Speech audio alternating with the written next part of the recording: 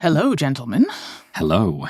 Oh, Carlos, you have a mustache. Oh, wait, is this a grief mustache? A Notre Dame? Well, it is related to Notre Dame's playoff run. What happened is I was gonna keep it until Notre Dame lost. And then, of course, I went to the national championship game in Atlanta. Oh, you were there? I didn't even realize you were there. I was there. Oh, I didn't But of course, know we that. lost. And now my kids hate it, which is an incentive to keep it. What I tell them in my constant sort of dad joke form is that I wasn't sure about it, but it's kind of growing on me. Oh, boy. From New York Times Opinion, I'm Carlos Lozada. And I'm Ross Douthat. And this is Matter of Opinion, where thoughts are always allowed. Do-do-do-do.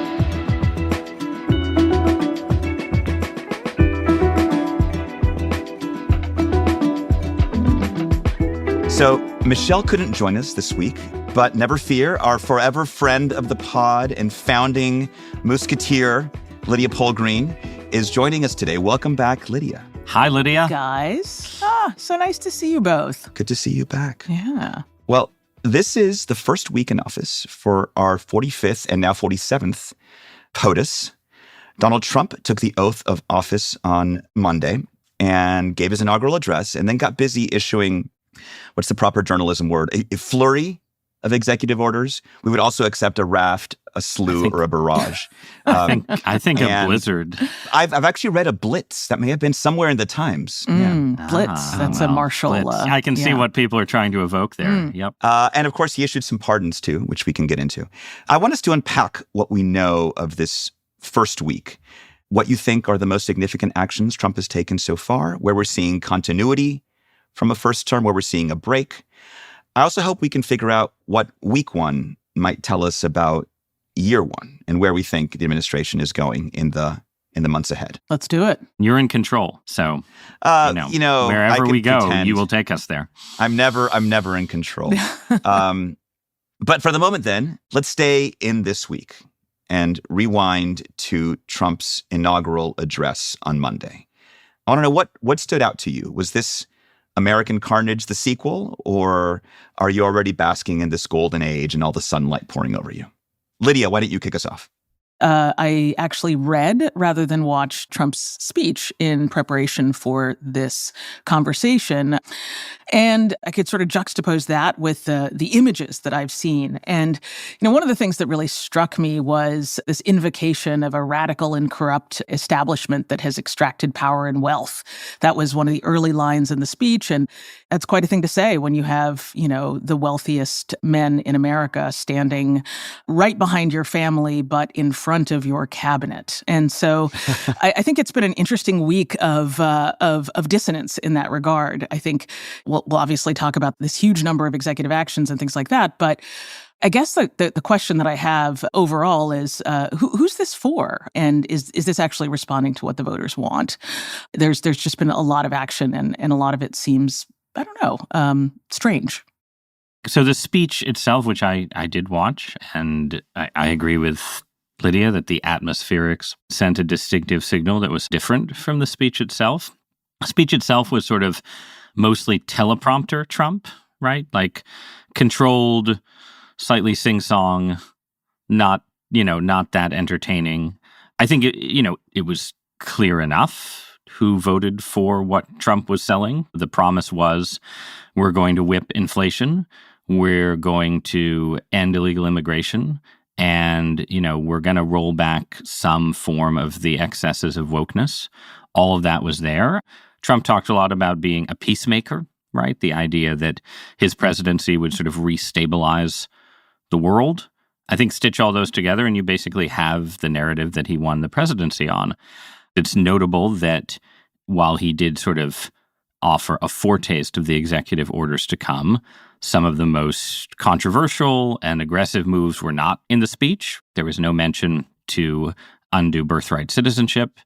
There was no mention of the fact that he was planning to pardon everyone convicted after January 6th. So in a sense, there was a sort of contrast between what, you can regard the speech as kind of general public salesmanship and the executive order action as containing a lot more different kinds of Trumpist tendencies. I mean, I think it's an interesting question whether you read the people around Trump as Trump presenting himself as the man of the people, even as he is captured and controlled by these oligarchs. I think that's one narrative that Democrats have been fastening on. To me, it seemed a bit more like a Roman triumph kind of scenario where Trump is like parading the guys who tried to ban him from the internet 4 years ago, right? And I think you can read it, and I certainly think many of Trump's supporters will read it, not as, oh, look, this guy is captured by the oligarchs, but, oh, look, this guy, Silicon Valley tried to cancel him, but guess what? They're here to kiss the ring too.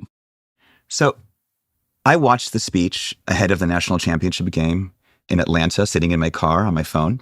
But then later, I went back and watched the 2017 inaugural address by Trump. And I was struck by some real similarities and some differences. The corrupt establishment riff is one he gave also in 2017. He also, in both speeches, he declares America first as his organizing principle. In both, he says we're in serious trouble, but the trouble's going to end right away. Right? In the first speech, it's the American carnage stops right here and right now. And now it's from this moment on that America's decline is over. The differences that struck me, first, the specificity of the speech. Even though I agree with Ross, there were things he left out. This was a far more detailed policy outline than you tend to get in an inaugural address. It was more like a State of the Union in that sense. It's not just protecting the border and fighting terrorism, which he said in the first speech. Now it's like, we're going to designate the cartels as foreign terrorist organizations. We're going to declare a national emergency at the border, a national energy emergency. Despite the peacemaking Ross talks about, it's also, we're going to take back the Panama Canal, right? That sort of thing. For peace, this was, Carlos, for peace. It's the Monroe Doctrine. It's I know that one well. Restabilizing the Western Hemisphere. The other difference I thought was a little bit more subtle. In the 2017 speech, he talks about transferring power not from one party to another, but from Washington to the people. This latest speech was more about him, about sort of all the things he's going to do, how God saved him from the assassin's bullet so he could live to make America great again. If the first inaugural I thought was more kind of pure Trumpism, the second felt like it was much more about Trump. So that was just my impression of the address. Of course, as Ross mentioned, there were many things that did not make it into the address that in fact made it into the executive orders. So let's move into that for a moment. There have been so many. In 2017, Trump issued 33 orders in his first 100 days. Now he had more than 24 on day one alone. So again, this seems like a more prepared administration this time around. You guys have had now a few days to reflect on the executive actions. Are there one or two that you've each been thinking about the most? I mean, one of the interesting things about this Trump administration versus the last is in the last one, there was basically nobody there, right? There were some establishment Republicans who didn't ever like Trump who ended up working for him. There was Stephen Miller and a few true believers, but there were not a lot of different constituencies that were sort of ready, participating in the administration, sort of eager to be served. In this administration, it's quite different.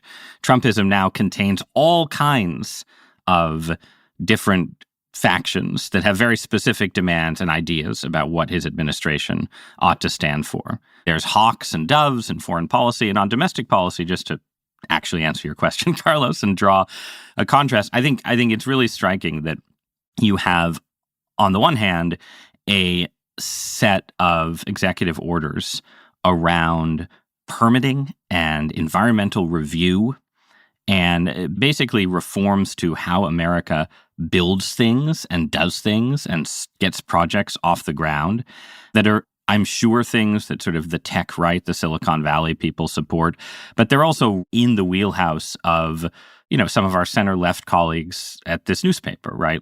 And then you have the birthright citizenship move, which is, it's interesting to try and make these ideas compatible, but there is, I think, a pretty clear tension between we're building everything, we're doing new things, we're opening America up, and, we're changing the citizenship rules because America is effectively full, which is not, that's not the view of everybody who supports an end to birthright citizenship. But the kind of animating impulse of the birthright citizenship move is in an interesting kind of tension with the abundance and growth-oriented aspects of the regulatory reform that I think reflects a real and important tension that's just going to run through this administration. Yeah, I've been spending a lot of time thinking about migration across the globe and, looking comparatively at different countries and how they handle citizenship and residency and visas and all of these kinds of things for, skilled or desirable immigrants. And the birthright citizenship thing, I think, really does go right to the heart of what's at the tension here. You've got someone like Stephen Miller who really believes that we should just stop all immigration and that we don't want any more people. And people like Elon Musk and, Mark Zuckerberg and Sundar Pichai, who, of course, is a person of Indian origin, who are very strong advocates. And Trump himself is a strong advocate of, visas for employment. He, I think, keeps confusing the program that he uses to get seasonal workers to, wait tables and wash dishes at his resorts with the visas that computer engineers from India and other countries get. But, there's a very real tension between those things, as Ross points out. I think it gets at this sort of tension about the story that you're telling about America. Is America the land of the future and abundance with a kind of limitless frontier? Or are we emulating Hungary, basically saying we don't need any immigrants, we don't want any immigrants, we'll just accept the fact that our economy is going to decline as a result of that, or we'll make a deal with China to come and build electric cars in our territory in order to kind of goose our employment numbers, and then we'll quietly let in guest workers. And I think that those are the sort of competing visions of like what the future could look like.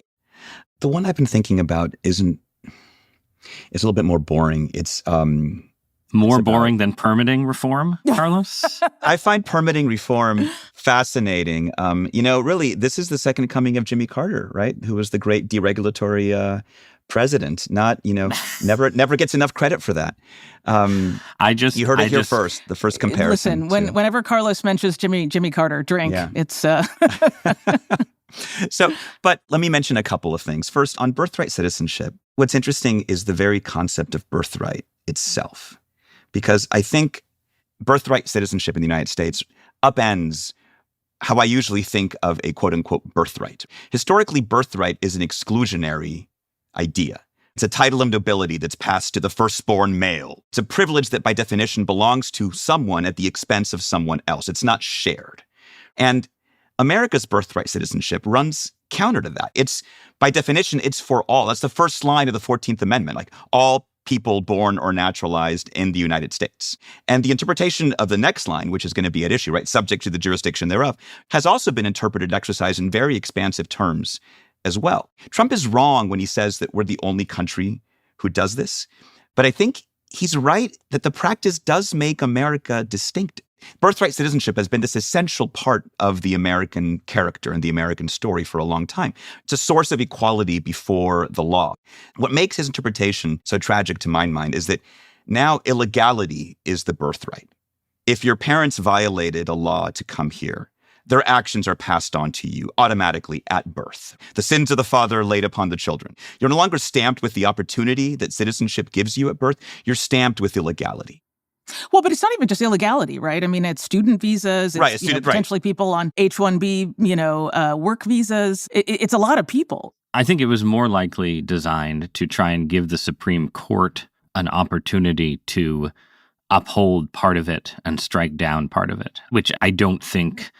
And you guys can, hold me to this because we will come back to this again. I think it's both very unlikely and would be very unconservative along a bunch of different dimensions, from textualism to stare decisis and precedent, for the Supreme Court to agree with this executive order. It has a kind of extremely expansive claim that encompasses student visas and other things like that, in the hopes that the Supreme Court will say, well, obviously that goes too far, but, maybe it's okay about people who are explicitly here illegally. That would be my guess. I mean, on this issue, I am much more of a lib than on some things, and I basically agree with Carlos's argument. I think that the challenge here is that we are, and especially in the Biden presidency, have been in a pretty novel situation in terms of ease of migration globally and just the scale and numbers of people arriving without legal status, right? Other countries are having these same debates because of those trends, right? But the appeal of ending or limiting birthright citizenship right now, I think, is clearly linked to the changing way in which migration is happening. And birthright citizenship itself is not what's driving that migration. Obviously, it has some effect, but it's not the main thing. It's people coming for work and opportunity. I also think, and this connects to the oligarchs and so on question, right? There's also maybe a way in which the Trump administration would rather make a move like this, have it get knocked down by the courts, than actually get into like E-Verify and other policies that would limit the ability of American firms to hire illegal workers. That would be my very cynical read on this, that in an odd way, anti-immigration people could end up being played by this. They get the sweeping gesture that goes nowhere, but then there's less of a crackdown in the end. But we'll see. I think the notion of this being a test case for the court is spot on. And it just feels like a similar long game as happened with Roe, which took 50 years. But you had Casey in, I guess, the early 90s that did exactly what you're saying, Ross, that sort of limited the scope of, preserve the constitutional right, but created more limits around it. But I think far more likely is that they want to get it on the agenda. They want the court to have to specify what this is and perhaps start building limits around it. The only other thing that I'm thinking about in terms of these early actions is, because I work here in Washington, D.C., what's happening to the federal workforce. Trump made a lot of noise about that this week. First of all, a federal hiring freeze. Second, bringing back the idea of Schedule F, which gives fewer protections to career civil servants, makes them easier to fire. Terminating DI programs across the federal government. And reviewing all actions by the Biden administration related to the weaponization of law enforcement and weaponization of the intelligence community. Basically start hunting for things that are wrong. And this is the attack on the deep state. This is what Trump has been complaining about for so long. J.D. Vance has spoken about this, right? He once called for firing every single mid-level bureaucrat, every civil servant in the administrative state, and replace them with our people. Maybe this produces a leaner, more efficient government. I worry it will drain expertise, produce a government of loyalists, and encourage witch hunts throughout the federal government. In that sense, it's very consistent with my reading of what was in Project 2025. But that's the other one that I want to follow as we move forward. Yeah, I feel like a lot of what we're seeing does feel like chapter and verse from Project 2025. There are elements of it that have not yet come to the fore, but absolutely this seems like the sort of the promised rollout that was disavowed and then now kind of re-embraced, which is really striking that Trump felt the need to disavow it and then now seems to be following the blueprint. I mean, I think that's partially just because Project 2025, this great liberal bugaboo, was basically just, it included some things that aren't going to happen. And it included a bunch of things that were just like what conservatives always want, right? And so there's inevitably going to be some Project 2025 in the Trump administration because it was a conservative document. I think on the federal workforce question, we just have to see exactly how far this kind of effort goes. And I tend to have a lot of confidence in the federal bureaucracy's ability to sort of swallow up all such efforts. I'm sure there will be prominent cases of people removed for ideological reasons, but I think we should check back with this in 6 months to a year just to sort of see exactly how it's cashing out. So the last thing I want to ask you about in terms of week one is the pardon palooza that we got coming from both the outgoing and new presidents. Trump issued pardons to more than 1,500 people charged with crimes related to January 6th, commuted sentences for others. There were folks who thought he would do a sort of a more contained version of this, but it was pretty far-reaching. So what do you make of this exercise of the pardon power, both by Biden and by Trump? Well, I mean, clearly it's awful, right? I mean, I think that the place that we've gotten to of preemptive pardons for Biden's family. And, I'm never really that interested in games of who started it. And But obviously, this is payback for Russiagate, for all of the various sort of prosecutions, investigations that Trump underwent. My question is, who actually cares about this? I understand that there is among Trump's core faithful base a sense that, these people have been wronged, and also that the Justice Department has been weaponized. I just don't know that that's actually that important to many Americans. It seems, to the contrary, that most Americans would think, if you assault a police officer, you should probably, pay some consequences. I also think that there's a real risk for Republicans for ending up in some strange cul-de-sacs in the same way that the Democrats did after 2020 when Trump lost, which is you spend a lot of time investigating things and going back over the past like they did with Russiagate. And you sort of squander a lot of momentum on doing things that actually people want. And so it sounds like we're going to have another January 6th commission that I guess is going to investigate the overreach, or I don't know the details, but it seems a little foolhardy given the past history here. Yeah, I think I agree with Lydia's last point. I think in terms of the question of who cares about it, the answer is that, an important part of Trump's base cared deeply about this issue. And Trump himself obviously cares about it as well. I think what you're seeing here is, the pardon power is very expansive and on paper, right? So it's always just been constrained by, norms, right? These things that we talk about, this sort of sense of propriety and so on. And the more that sense of propriety drops away, the easier it becomes to just sort of, for not the president himself, but just people around him to sort of push a little harder. And it's well, why worry our heads about figuring out which of these four people should be pardoned? We'll just pardon all four.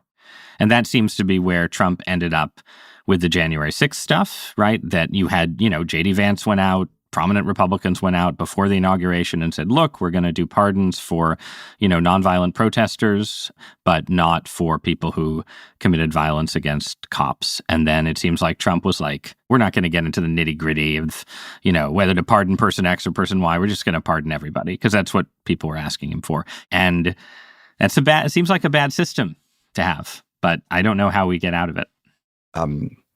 I don't quite by the notion that Trump just didn't want to get into the nitty-gritty of who deserved it or who doesn't. It had to be everyone, right? Including those who committed acts of violence against, say, the Capitol Police, because saying that even some of it was bad, even some of it was wrong, undercuts the whole day of love carried out by true heroes story that Trump has been selling about January 6th, right? It undercuts the goodness of the actions and the story of the great victory that was taken away from him. So it had to be everyone. I agree that the pardon power in general feels like this kind of monarchical vestige that is more of a problem than it is a solution, the way it's being exercised.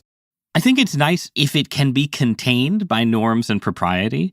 Having this kind of monarchical vestige, I think, is actually kind of a nice thing. It's there is this sort of last place of appeal and so on. Right, but by pardoning all 1,500 tells you that it's not being exercised in the way that I think if men were angels, government, et cetera, et cetera. All right, let's take a quick break there. When we come back, we'll try to look beyond week one and see where all of these early actions might take us in the year ahead.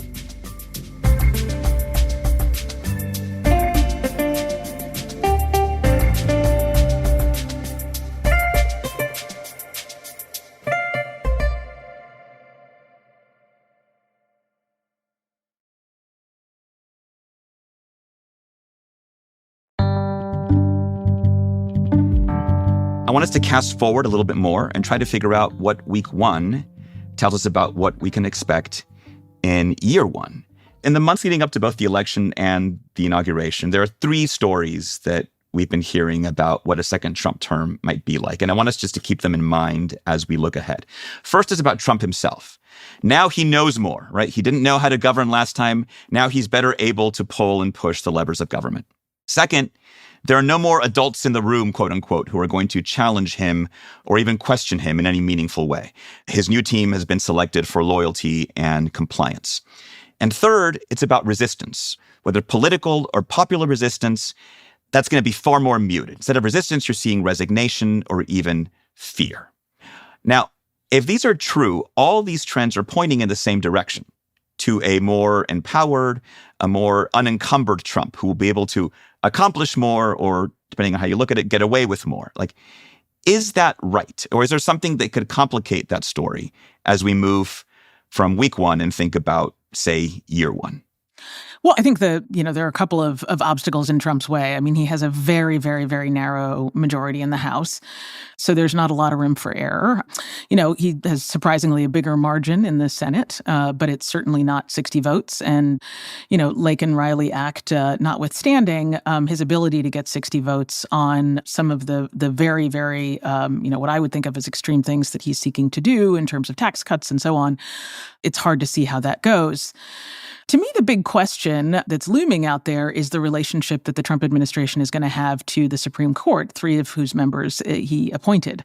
If he gets rulings that he doesn't like, is Trump going to defy the court? Is he going to respect those rulings? These are the bulwarks of our system, of the checks and balances, and I think so much will depend on how they perform. But there's, I think, actually surprisingly a lot of roadblocks in the way. Yeah, I think what we see now is that there is going to be more, at least for a while, more effectiveness in the things that presidents do actually have direct power over or can claim some kind of direct power over. Like, these executive orders, it's not just that there were a lot of them. They were obviously written by competent lawyers or by people who actually know something about NEPA review processes and so on, right? All of those were not things that you would take for granted or expect in the first Trump administration. So to the extent that the president can affect how the culture war is fought through the bureaucracy, Trump will be more effective than he was before. To the extent that the president can drive deregulatory processes, Trump will be more effective than he was before. In terms of legislative effectiveness, I agree with Lydia that, especially in the House, the narrowness of the majorities that Trump has to work with just impose really, really big constraints. Like, we're going to get a big tax fight, where just the different constituencies within the Republican Party are just going to be at each other's throats. There's, the people who want a corporate tax cut, the people who want a family tax cut, raise his hand, the people who want the state and local tax deduction restored. Put down my hand. Right, put down your hand. Yeah. There's just and that's before you get to the need to bring along some Democratic votes. So Congress and the courts, I think, both present strong checks on how far Trump can take his general empowerment. And then the other check, even internally, right, is going to be the reality that I started with at the beginning, which is that the Trump coalition is now big and contains multitudes in a way that it did not before. And conflicts between the tech right and the Stephen Miller right, or between pro-Israel hawks and would-be realists in foreign policy, right? It's not going to be the dynamic where you have, sort of some grizzled veteran Secretary of State or Defense trying to stop Trump from doing something wild. It's much more going to be 2 very empowered factions are going to be fighting it out for getting Trump to go along with one or the other of their perspectives. So that's going to be really important to watch. And yeah, in terms of Trump's own disregard for norms and rules and limits, I certainly think that issues around the Supreme Court are a key place. If he goes off the rails in some way, it's most likely to happen in response to an adverse Supreme Court ruling. But I also think that we may be at a sort of high water mark, right? I mean, Trump got what he wanted, right? He's been vindicated. He won. He won the popular vote. And there's a part of me that sort of wonders, what else is there for him? He's in the history books. He's got what he wanted. Does he sort of leave everything to everyone else? No, I mean, I think that's the other question. It's does Trump become a lame duck in any kind of normal way? Like a normal second-term president, you've got about a year to sort of try and do things, and then you're a lame duck. People are all obsessed with the succession, even if you're popular. It's hard to see that exactly happening with Trump. I think the thing that prevents him from just taking victory laps will be that sort of will to, holding the attention of the world. But it's certainly a good question. Trump's worst behavior in his first term was when he was defeated and couldn't bear to be defeated. So if you're hoping that he doesn't drive us towards a pointless constitutional crisis, you might place hope in the fact that, he's a winner and he doesn't need to force a crisis to vindicate himself in the face of defeat. Got so much to react to there. I do, in following up on Lydia's point, I do think Trump has always enjoyed campaigning, running, winning more than governing. I mean, that's his happy place. And so I think now, ostensibly, there are no more campaigns to run. So governing is all that is left for burnishing that legacy. And this follows up on something Ross said, like one of the truisms of Washington, right, is that really a president can really only push one big thing through before the midterms come and change everything, especially for second-term presidents, but not solely second-term presidents. Like Obama did the Affordable Care Act, right? Trump did tax cuts. Now Trump is at least speaking as if he has this sort of vast, far-reaching mandate to affect change across a variety of areas, right? But if that truism still holds, I would imagine that immigration is the one key area he feels he has to deliver on. It's been the overwhelming kind of standard bearer issue of MAGA from the very beginning. What the wall was to the first term, deportations will be to the second. Now, maybe the wall didn't really happen last time around, so who knows what's going to happen here. But I think he'll make a lot of noise about this, and I think it's going to be his focus. I wonder if there's a tension, unlike some of the issues that Ross raised about areas where he has a lot more power, the tension between the issue that is his signature issue and his ability to sort of do some of the things that he wants to do with it, as we talked about with birthright citizenship. I would just say a lot depends on actual immigration rates. Which are way, way down. Right. They're way, way down right now, as they were at the start of his first term, and then they went back up, right? But if he builds the wall and can say immigration rates went down, then I think he declares victory? He has room to declare victory. Ross, you mentioned that the Trump coalition contains multitudes and that those fights will be one of the defining tensions of certainly the first year and issues like visas and the others. I wonder if that's also a sort of unique outcome of Trump's presence in American political life, because those kinds of differences are the things that normally get litigated during a primary season, right? Especially when you're not the incumbent president, Yep. right? You try to figure out, what does the party stand for? Since so much of the party has become just subservient to Trump, period, those issues that normally get figured out during a primary season are now going to be front and center during the presidency. It's really, much as the Supreme Court is no longer about, liberals versus conservatives, but rather the divisions among the conservative supermajority to see how far they're going to go. The biggest fights of this period might be less about left versus right, Democrats, Republicans, but the fights for the soul of MAGA. It's no longer the soul of America as Biden wanted to depict it. It's really the battle for the soul of MAGA. And I think that's what may be defining year one and really this next Trump term. Yes, I think that's right. I think there is a kind of monarchical flavor where you have a king and then you have different people who could be appointed as his first minister who have different agendas and they're competing for favor. That is real. And I think one reason that different groups like people in Silicon Valley have sort of moved partway into the Trump coalition is that they see it as a place where there's room to compete for influence and power. The question that hangs over all of this is, how does the economy do, right? Because I think if the economy booms, it's going to be a while before the Democrats get fully back on their feet, whatever particular policies Trump champions.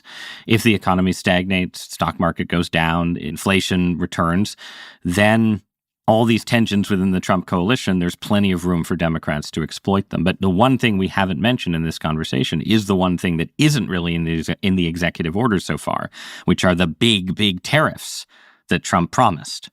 And that question also will hang over the first year, right? Like how is Trump using his presidential powers on economic policy? And how does that interact with how the economy is actually doing? And again, what that means for partisan politics. Especially since tariffs are something on which he has very clear executive authority. Very clear executive authority. I know 10% for China, 25% for our neighbors, Mexico and Canada is what seems to be on the cards at the moment. Just on that last thought about the struggle for the soul of MAGA and so on, one thing that happens in elections is that it's the people who win often interpret the result as being a kind of plebiscite for their ideas, when in fact the voters may be intending something quite different. Every winner wants to grab a big mandate, even if it's a very, very narrow victory, as it was in this case.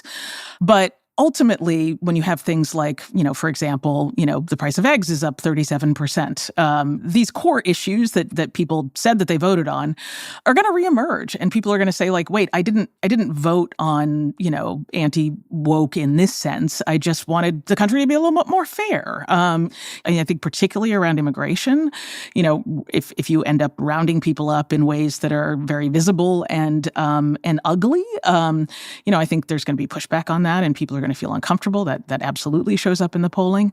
So I think a lot sort of depends on how this all rolls out. And that question of, is it a plebiscite or is it just a regular election? We think of this as epoch making, but the people who actually voted for Trump, the majority of them might actually think that this was just a regular election. All right.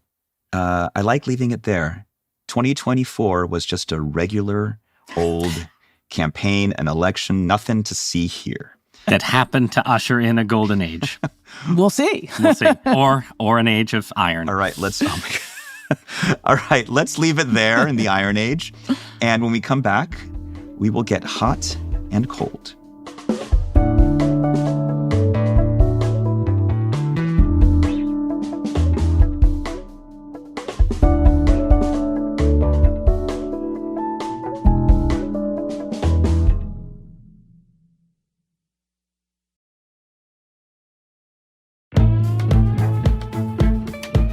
And finally, it is time for Hot Cold. Who's got the temperature for us this week? I do, and this is a slightly unconventional hot cold because I haven't been on the show for a while, so I was a little rusty. So the thing that I'm quite hot on is something that I hope to emulate that my wife does, which is she has a lot of hobbies.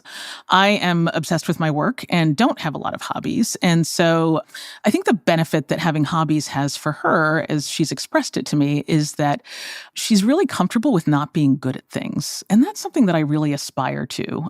Like a lot of people, I'm a bit of a perfectionist, and if I can't be absolutely excellent at something, then I don't even bother trying. So my aspiration, one of my intentions for 2025 is to cultivate more hobbies. And one of the things that I have embraced is choosing things that I might not have any natural talent at all, as a way to kind of school myself in accepting my mediocrity in a bunch of different areas of life.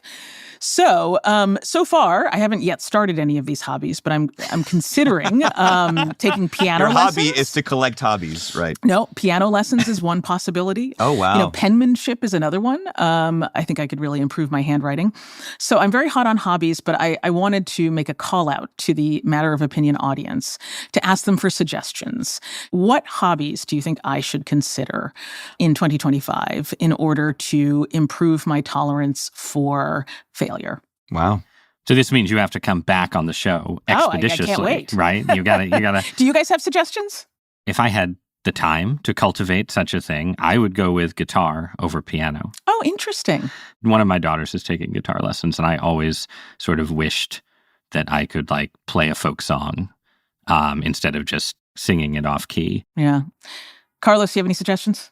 Wow. I suck at so many things that this should not be hard. I've also always wanted to play guitar because I thought just being able to play guitar would have really enhanced my social life in college. I gave my love a cherry. But you know what? Here's one thing. So I'm basically equally fluent in Spanish and English, but I never really had to learn a language because I just grew up with both, right? I don't remember a time when I didn't know them both. And so I feel like I should go through the struggle of learning a new language. My grandfather was a scholar of Roman law, and I learned a little Latin in college, mainly through music. And so I feel like I should learn Latin, or I should learn Quechua, which is widely spoken in my native country of Peru. I think that's what I would do. I would probably try to pick up a language. I love it. I think that's great. I'm terrible at languages, but these are great suggestions, guys. I'm sure I'll do none of them. No, we're all going to start. We're going to start a band. I mean, I think the lesson here is there needs to be a podcast band. and the lyrics will not be in English. Yeah, they'll be in something else. With Lydia on keyboard, me playing guitar, and Carlos singing in Quechua. I think Michelle obviously will do percussion. Lydia, you say it's been a while since you've been on the show, but you're just such a natural. It's like riding a bike, being on move. So please, another good hobby. Please join us again soon. Would love to. It was so great to be here with you guys. See you, Lydia. See you guys. Bye.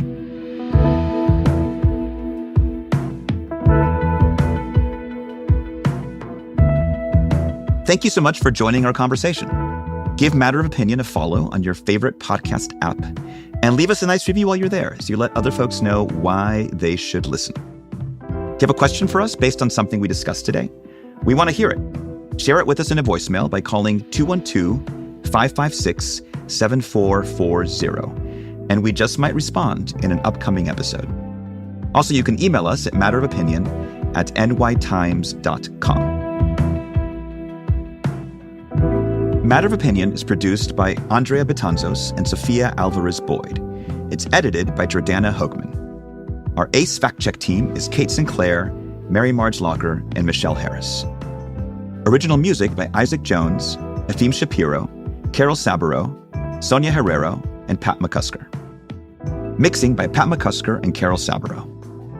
Audience strategy by Shannon Busta and Christina Samuelewski. Our executive producer is Annie Rose Strasser.